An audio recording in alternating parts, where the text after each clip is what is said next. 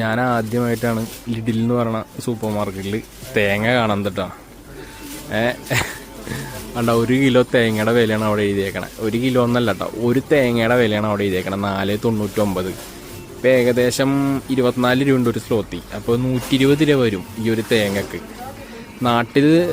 നാട്ടിൽ തേങ്ങക്ക് അത്യാവശ്യം നല്ല വിലയുണ്ടല്ലോ. ഇവിടെ ഇത് വിൽക്കണത് കിലോത്തിനൊന്നല്ല, ഒരെണ്ണത്തിനാണ് 120 രൂപ. ഇത് ഏകദേശം ഇല്ലേ 1/2 കിലോ ഉണ്ട് കേട്ടോ. 1/2 കിലോത്തിനാണ് 120 രൂപ കേട്ടോ. എൻ്റെ ഓർമ്മ ശരിയാണെന്നുണ്ടെങ്കിൽ നാട്ടിൽ തേങ്ങക്ക് കിലോത്തിന് ഒരു 70 രൂപ 75 രൂപയ്ക്ക് ഉണ്ടായി ഒരു 2 മാസം മുന്നേ.